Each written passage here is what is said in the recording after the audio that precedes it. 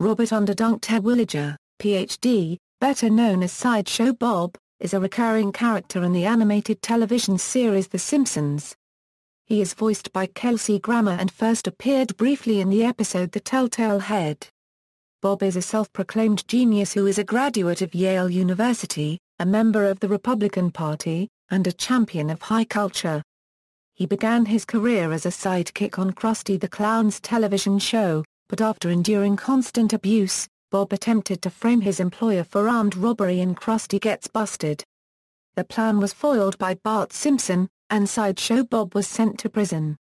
Bob made his second major appearance in Season 3's Black Widow.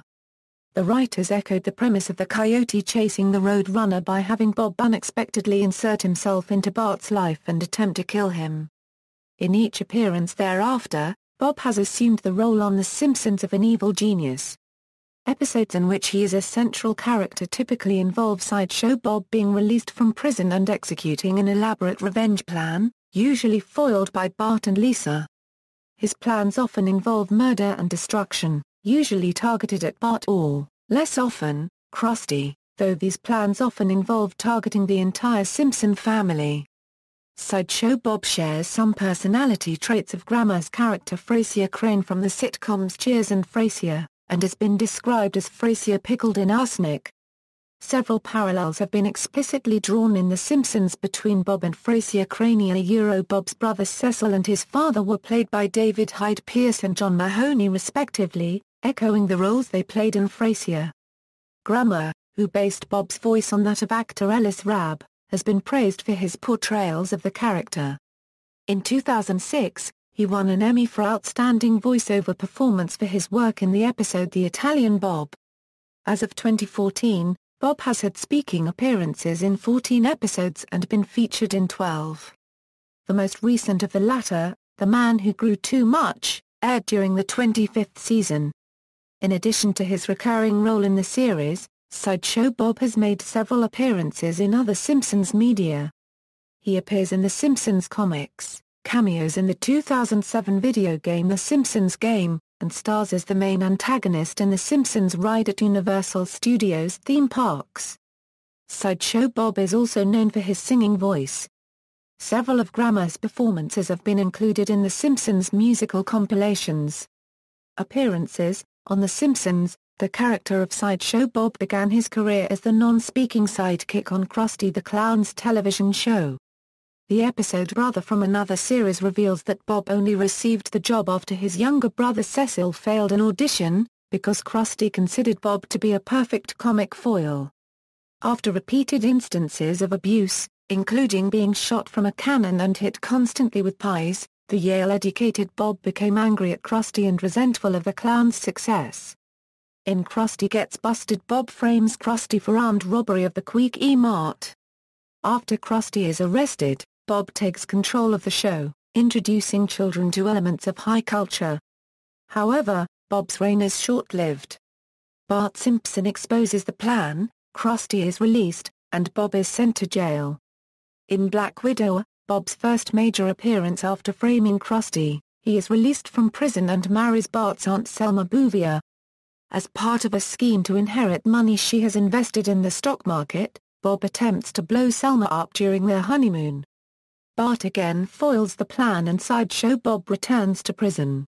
After being paroled from prison in Cape Fear, Bob targets Bart directly, threatening him repeatedly and forcing the Simpsons into hiding as part of the witness relocation program.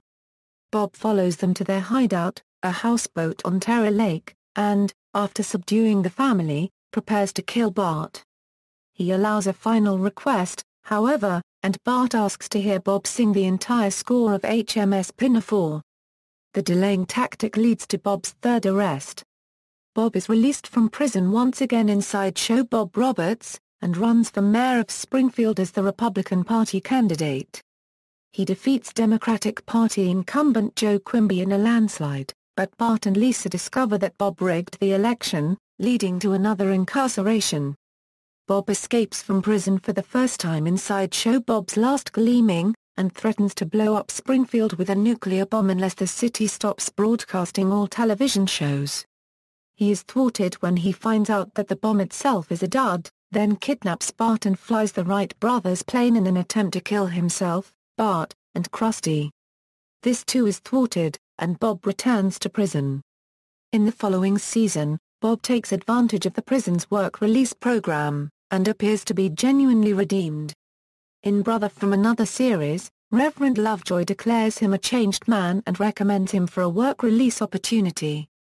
Bob is discharged from prison into the care of his brother Cecil, who is Springfield's chief hydrological and hydrodynamical engineer.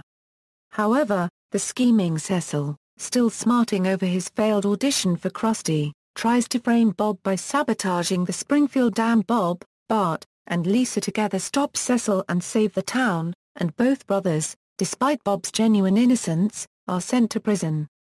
In Day of the Jackanapes, Bob discovers that Krusty has erased all of the early shows featuring Sideshow Bob, as Krusty himself is declaring his fifth and final retirement after being annoyed with the network executives. Bob is released from prison and develops a plot to kill Krusty using Bart as a suicide bomber during Krusty's retirement special. Just as Bob was to succeed, he overhears Krusty publicly holding himself responsible for turning Bob into a criminal, expressing his regret of mistreating Bob during his years as Sideshow. To appease things, Krusty sings himself a song on Bob's behalf, and being touched by this, Bob decides to abort his plan of attempted murder and reconciles with Krusty, although he is returned to prison for it. Bob's aid is sought by Springfield police in The Great Louse Detective. After an attempt is made on Homer Simpson's life, Bob is released from prison to help find the culprit. When the mystery is solved, he returns to murder Bart. However, Bob finds he is accustomed to Bart's face, and cannot do it. It is revealed in The Italian Bob that Bob has moved to Italy to make a fresh start. He is elected mayor of a village in Tuscany and marries a local woman named Francesca, with whom he has a son named Gino. The Simpson family, in Italy to retrieve a calf for Mr. Burns, encounters him by chance. Bob welcomes them with hospitality on the condition that they not reveal his felonious past. However, a drunken Lisa jokes about Bob's criminal deeds, alienating Bob from his citizens. He, his wife and sons swear a vendetta on the Simpsons. The entire Terwilliger family returns in funeral for a fiend in which Bob's father, Robert, and mother, Dame Judith Underdunk, make their first appearances. Bob fakes his own death and locks Bart in the coffin, which he attempts to cremate at the otherwise empty funeral home as all the Terwilligers laugh maniacally. They are foiled by Lisa and the rest of the Simpson family and sent to prison. Bob briefly returns in the season 20 episode Wedding for Disaster, when Bart and Lisa initially suspect Bob of kidnapping Homer to prevent him from attending his second wedding with Marge, but Krusty provides him with an alibi, explaining to the kids that Bob was with him the whole day. Eventually, Bob and the kids discover the true culprits, Patty and Selma. Bob reappears again in the episode The Bob Next Door, where he switches faces with his prison cellmate Walt Warren. Bob returns to Springfield and moves into the house next to the Simpson family, assuming Walt's identity. He exploits this to make his latest attempt to kill Bart legally over state lines, but is foiled again and gets taken away by state police. Bob briefly appears in At Long Last Leave, where he attends a town meeting to decide if the Simpson family should be banished from Springfield, and is one of many who express their desire for it to happen. His most recent appearance was in The Man Who Grew Too Much, where he was revealed as a chief scientist for a genetic engineering company named Monsanto, having received the position after he was selected as a test subject and published the results of the experiments to which he was subjected. He and Lisa bond over their interest in Walt Whitman, but Bob soon reveals that he has also genetically modified himself to give himself various superhuman abilities, intending to acquire DNA from the relics of various historical figures stored in the Springfield Museum to make himself a superhuman dictator.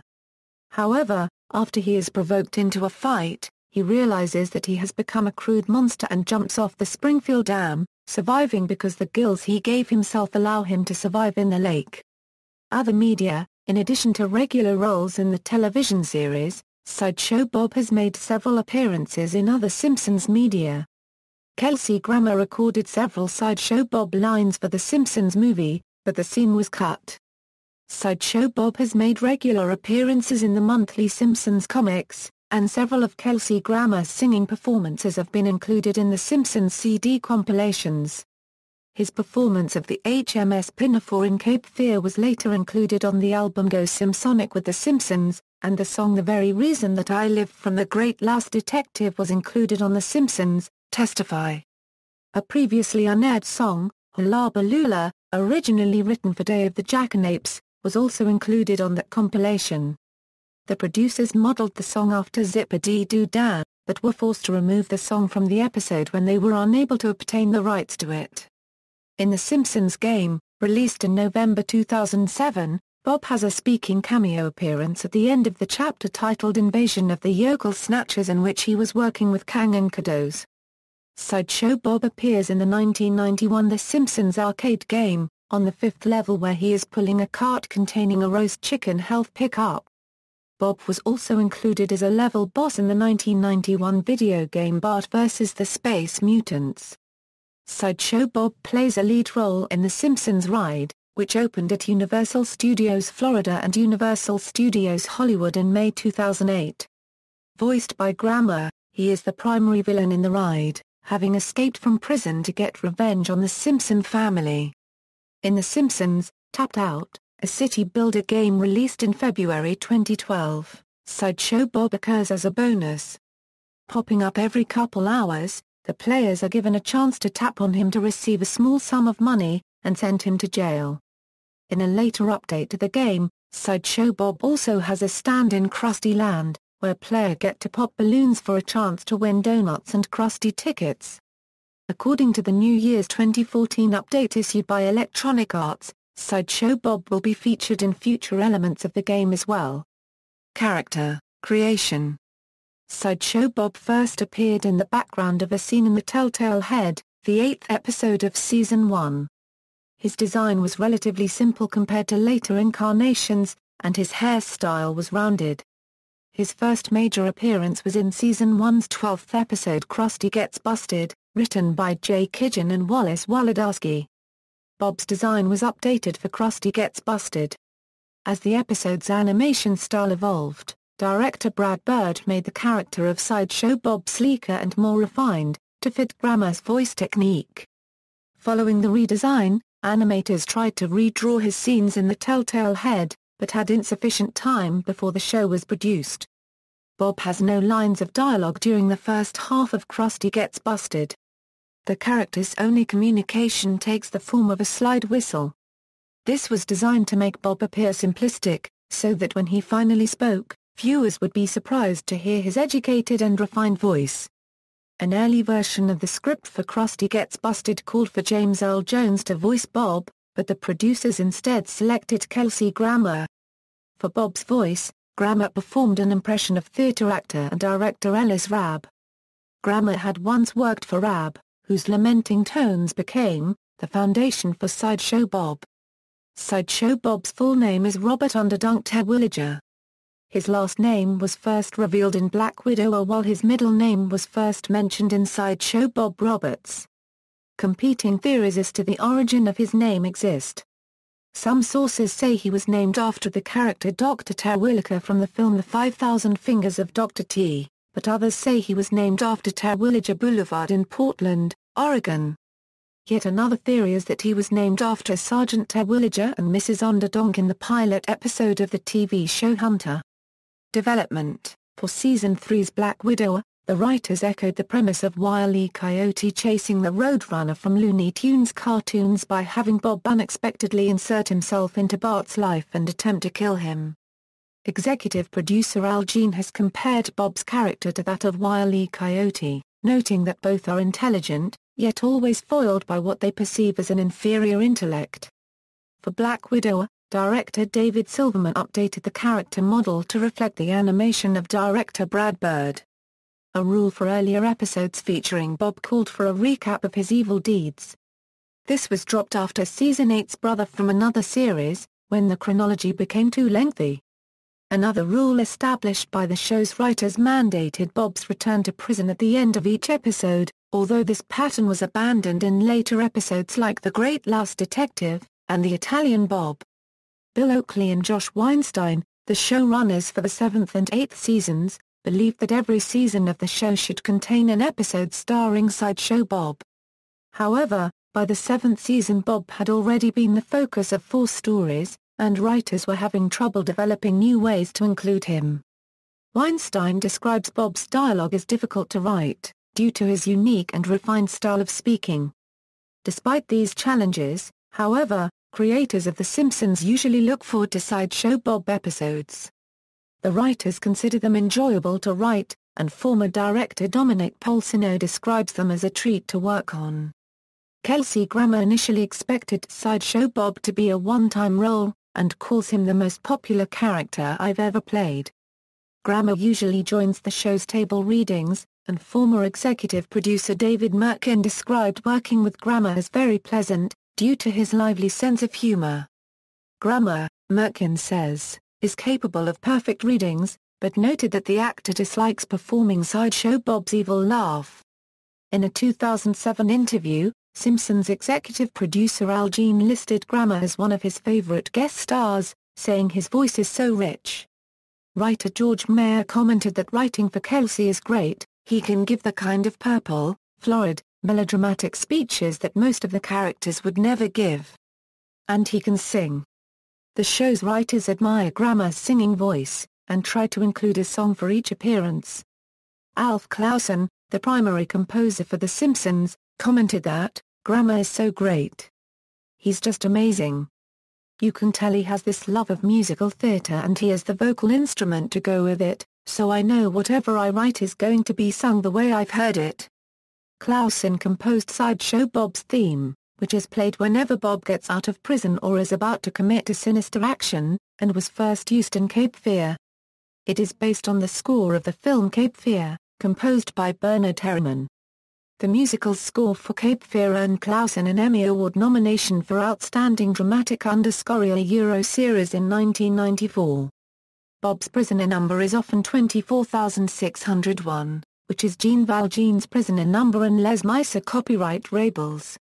Another trademark for Bob is a visual gag of stepping on a rake and being struck in the face with its handle. This joke first appeared in Cape Fear. To fill time, the writers added 9 consecutive iterations of the same joke in quick succession. The sequence has become known as the rake joke, and was described by Entertainment Weekly as showing genius in its repetitive stupidity. Family. The episode Brother from Another Series introduces Bob's brother Cecil. After writer Ken Keeler was assigned to write an episode featuring Sideshow Bob, he drew inspiration from episodes of Frasier. He decided to incorporate elements of Grammer's other show into the character of Sideshow Bob, and designed Cecil to resemble Grammer's brother on Frasier. Cecil is voiced by David Hyde Pierce, who portrayed Frasier Crane's brother Niles. Pierce commented, "Normally, I would not do something like this. But how often do you get a chance to work with an actor like Kelsey Grammer and, more importantly, play his brother?" Several of Frasier's producers were asked to review the original script and provide feedback. Their comments were positive. They only expressed concern with a very brief scene in which Cecil talks to a visible character whom he refers to as Maris. In Frasier, Maris Crane is an unseen character, and the producers of Frasier asked that the scene be removed. Many of the interactions between Bob and Cecil were based on those of Niles and Frasier. Cecil was drawn to resemble David Hyde Pierce, while retaining a visual similarity to Sideshow Bob. According to director Pete Michels, it was difficult to draw Bob and Cecil standing together, because of their comically oversized feet. Cecil returns in season 19's Funeral for a Fiend, which introduces the brothers' previously unseen father, Dr. Robert Terwilliger, played by John Mahoney. Mahoney portrayed Martin Crane, the father of Grammer's and Pierce's characters in Frasier. Whereas in Frasier, Mahoney played the down-to-earth, average guy to Grammer's and Hyde Pierce's uppity snobs, Robert Terwilliger Sr. was portrayed as equally highbrow as Bob. His wife, Bob's mother, is Dame Judith Underdunk, the finest classical actress of her generation. She sports the same curly spiked hair as her 2 sons. Bob also has a wife named Francesca and a son named Gino, both of whom were introduced in season 17 episode The Italian Bob, and returned for Funeral for a Fiend. Reception. The character of Sideshow Bob and Grammer's voice work have received many accolades. In 2006 IGN listed him as the second best peripheral character on The Simpsons, commenting that Bob is a man of contradictions. His goofy appearance, complete with palm tree-like hair, doesn't seem to match up to the well-spoken and even musically talented maniac. Also that year, Wizard magazine rated Bob as the 66th greatest villain of all time. Adam Finley of TV Squad wrote that baritone voice, the Shakespearean delivery, and the ability to go from calm and collected to stark raving mad all within the same second make Sideshow Bob one of the best reoccurring, sick characters on the show. Kelsey Grammer has consistently received praise for his voice work, and has been described as brilliant, inimitable, and a feast of mid-Atlantic Anglophilia. In 2006, Grammer won the Primetime Emmy Award for Outstanding Voiceover Performance for his role in The Italian Bob. He had previously won 4 awards in the Outstanding Lead Actor in a Comedy Series category for his portrayal of the title role on Frasier. In 2008, Grammer was included in Entertainment Weekly's list of the 16 best Simpsons guest stars. Hyde Pierce was also included in that list. Ken Tucker of Entertainment Weekly wrote that Kelsey Grammer's grand voice performance as Sideshow Bob is Frasier pickled in arsenic. In her book My Life as a 10-Year-Old Boy, Nancy Cartwright wrote that Kelsey Grammer scores big time by injecting caustic, bitter, contemptuous and deliciously vile energy into his rendition of Sideshow Bob. Springfield just wouldn't be the same without him. Most of the episodes featuring Bob have been well received by fans and critics. Cape Fear is generally regarded as one of the best episodes of The Simpsons and placed third on Entertainment Weekly's 2003 list of the show's top 25 episodes. IGN considers it the best episode of the 5th season. In 2007, Vanity Fair called it the show's 4th best episode, because of its masterful integration of filmic parody and a recurring character. Ben Rayner of the Toronto Star listed Cape Fear, Sideshow Bob's Last Gleaming, and Brother from Another series among the best episodes of the series, writing Forget Frasier, these are Kelsey Grammer's best roles. The Italian Bob, and its writer John Frink won a Writers Guild of America award in 2007 in the animation category. In December 2009, Robert Canning of IGN ranked the 10 episodes to feature Bob that had aired at the time. The first 5 Bob episodes took up the top 5, with Cape Fear being ranked first. The Italian Bob was ranked 10th, with the explanation that all the things we love about a Sideshow Bob episode the vengeance, the familiar settings and characters, the elaborate schminga were missing from this half hour. Without it, Bob wasn't nearly as entertaining, and the episode didn't result in a whole lot of laughs. He noted that only The Italian Bob, and the 9th-ranked Funeral for a Fiend were the only ones I'd consider clunkers. The remaining episodes are all quite fun.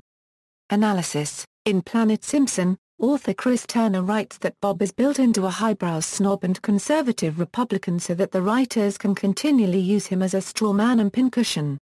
He represents high culture while Krusty represents low culture, and Bart, stuck in between, always wins out. In the book Leaving Springfield, David L. G. Arnold comments that Bart is a product of a mass culture upbringing, and thus is Bob's enemy. Frustrated by his early role as the target of Krusty's cheap gags, Bob frames Krusty and takes over the show. He changes the content of that show to present readings of classic literature and segments examining the emotional lives of preteens. He believes that by exposing the kids to high culture he will improve their lives. Arnold writes that Bob's own conscience and morality are clearly unaffected by the high culture he represents. He also tries to manipulate the tastes of the masses by becoming a criminal mastermind. Arnold believes that this is most apparent in Sideshow Bob Roberts, wherein he rigs the election to become the mayor of Springfield. When accused of election fraud, he rants, "Your guilty consciences may force you to vote Democratic, but secretly you yearn for a cold-hearted Republican woe unregistered trademark cut taxes, brutalize criminals, and rule you like a king. You need me, Springfield." He considers himself a member of the social elite, and happily uses Machiavellian methods to acquire and maintain power. Bob's intelligence serves him in many ways.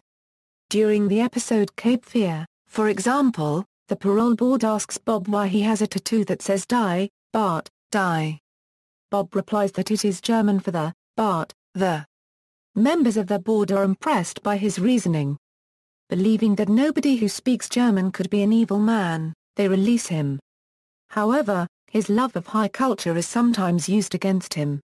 In the same episode, Bob agrees to perform the operetta HMS Pinafore in its entirety as a last request for Bart. The tactic stalls Bob long enough for the police to arrest him. References. Bibliography. External links: Sideshow Bob at the Internet Movie Database.